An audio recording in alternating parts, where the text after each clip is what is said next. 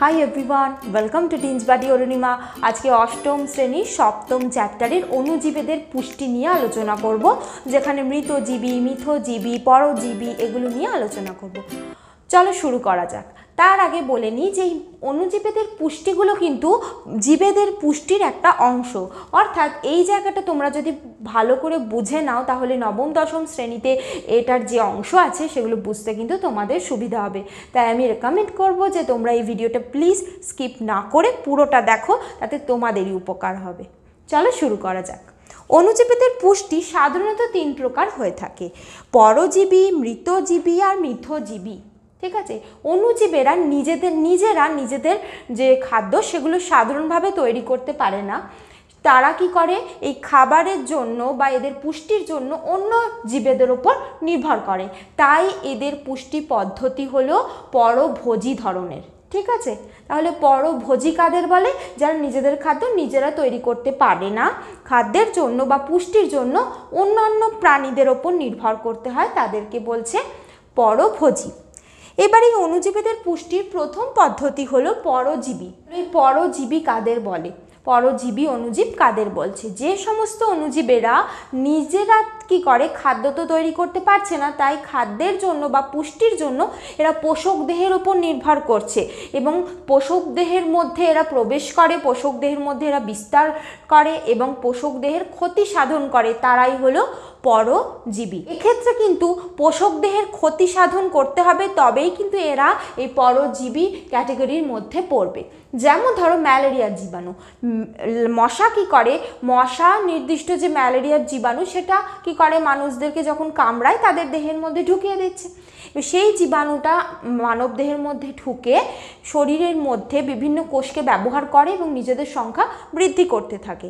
এবার এই কোষকে ব্যবহার করার সময় ওরা তো কোষের মধ্যে প্রবেশ করে, ফলে কোষের যে অন্যান্য অঙ্গাণু তাদের যে কার্যকারিতা সেগুলো বন্ধ হয়ে যায়, ফলে পোষক দেহের মধ্যে বিভিন্ন বিপাক ক্রিয়াতে বাধা প্রাপ্ত হয়। ঠিক আছে, অনেক সময় কি হয়, এরকম যদি বেশি দিন কন্টিনিউ করতে থাকে তাহলে কিন্তু পোষক মারাও যায়, অর্থাৎ পোষক দেহের কি করছে, ক্ষতি সাধন করছে, তাদেরকে বলছে পরজীবী।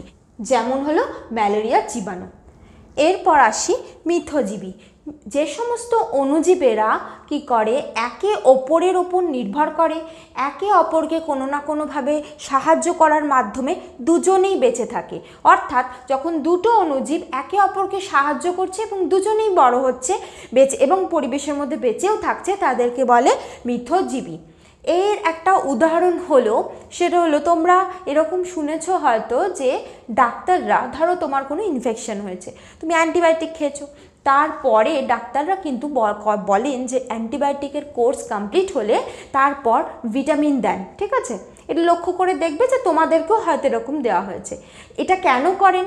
যখন তুমি অ্যান্টিবায়োটিক খাও তখন তোমার শরীরের মধ্যে সেই অ্যান্টিবায়োটিক ভালো ব্যাকটেরিয়াও মেরে দেয়, খারাপ ব্যাকটেরিয়াও মেরে দেয়। ধরো তোমার যেটার জন্য রোগ হচ্ছে সেইটা তো মেরে দিলই, তার সাথে কিন্তু ভালো যে সমস্ত গুড ব্যাকটেরিয়া সেগুলোকেও নষ্ট করে দেয়। এই গুড ব্যাকটেরিয়া আমাদের কোথায় আছে? আমাদের বিভিন্ন জায়গায় আছে, শরীরের অন্ত্রে আছে, বিভিন্ন জায়গায় এই গুড ব্যাকটেরিয়া থাকে। এবার তখন সেই গুড ব্যাকটেরিয়াও কিন্তু মারা পড়ে। এই যে গুড ব্যাকটেরিয়া যেগুলো আমাদের ইন্টেস্টাইনের মধ্যে ছিল বা অন্ত্রের মধ্যে ছিল, এই গুড ব্যাকটেরিয়াগুলো ভিটামিন B12 বা সায়ানোকোবালামিন তৈরি করে। ঠিক আছে, এইটা কে তৈরি করে? সেটা হলো এস্চেরিশিয়া কোলাই নামে একটা মানে ব্যাকটেরিয়া থাকে, যেটা কি করে, এই ভিটামিন B12 বা সায়ানোকোবালামিন তৈরি করে। ঠিক আছে, এটা কিন্তু যত না আমরা খাদ্যের মাধ্যমে নিই, এটা আমাদের অঞ্চলের মধ্যে এই ব্যাকটেরিয়াগুলো থাকলে অটোমেটিক্যালি তৈরি হয়ে যায়। কিন্তু যেহেতু অ্যান্টিবায়োটিক খাচ্ছি, সমস্ত ভালো ব্যাকটেরিয়াও মরে যাচ্ছে, সেই জন্য আমাদেরকে ভিটামিন দেওয়া হয় যাতে আমাদের ভিটামিনের অভাব না হয়। তাহলে দেখো, এক্ষেত্রে আমাদের সাথে এস্চেরিশিয়া কোলাইয়ের সম্পর্ক কি?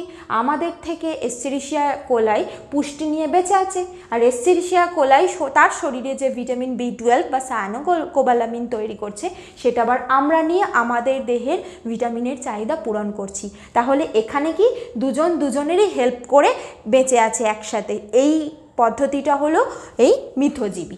একইভাবে শিম্বগোত্রীয় উদ্ভিদের, মানে ধরো শিম, যে কোনো রকম ডাল, মটরশুঁটি, এই রকম শিম জাতীয় তৈরি হয় যে মানে উদ্ভিদগুলোর ক্ষেত্রে, এবং যেগুলোর ভিতরে দানাশস্য আছে, এই সমস্ত উদ্ভিদের ক্ষেত্রে এই উদ্ভিদের মূলে থাকে রাইজোবিয়াম নামে এক ধরনের অণুজীব। এই যে রাইজোবিয়াম অণুজীব, এরা ওই মটর গাছের মূলে থাকে এবং এরা মটর গাছের মূলের মধ্যে যখন অবস্থান করে, গাছ ওদেরকে থাকতে দিচ্ছে, ওদের থেকে পুষ্টিও নেয়।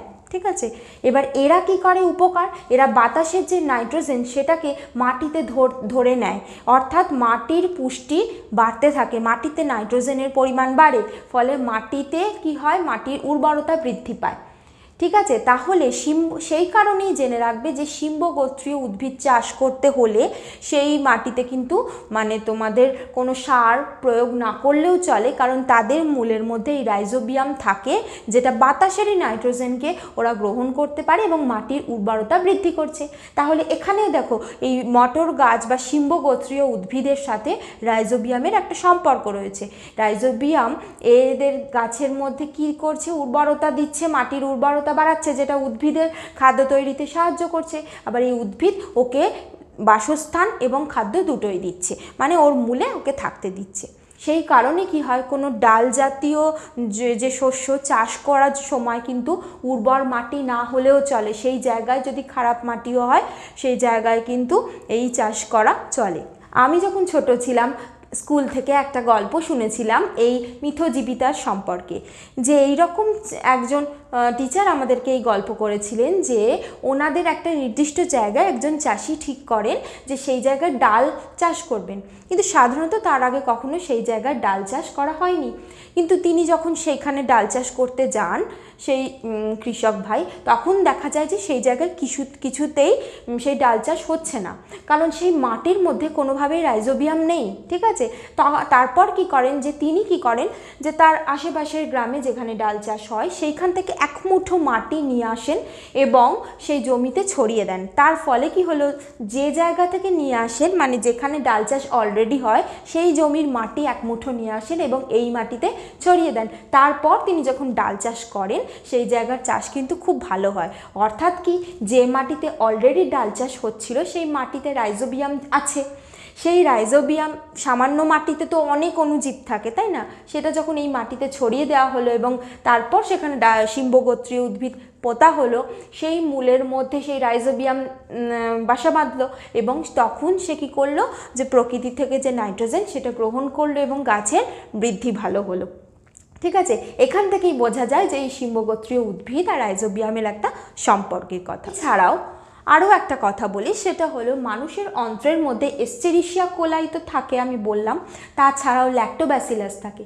এই ল্যাক্টোব্যাসিলাস কি করে, আমাদের দেহের মধ্যে এই যে আয়রন তৈরি হয়, মানে যে ক্রমাগত রক্ত তৈরি হচ্ছে তাতে যে আয়রন লাগে সেটা কি করে, তৈরি করতে সাহায্য করে বা এবং সেটা শোষণেও সাহায্য করে। ঠিক আছে, সেই কারণে যখন অ্যান্টিবায়োটিকের কোর্স করা হয়, অনেক সময় ডাক্তাররা সাজেস্ট করেন যে আপনারা দই খান বা প্রোবায়োটিক ওষুধ নিন। ঠিক আছে, দইটা কি, দইয়ের মধ্যেই ল্যাক্টোব্যাসিলাস আছে, যেটা একটা ভালো ব্যাকটেরিয়া, গুড ব্যাকটেরিয়া আমাদের জন্য। ঠিক আছে, এরা অন্ত্রে যায় এবং অন্ত্রে গিয়ে সেখান থেকে আমাদের আয়রন অ্যাবজর্পশনে এবং বিভিন্ন রকম ভিটামিনগুলো তৈরি করতে সাহায্য করে।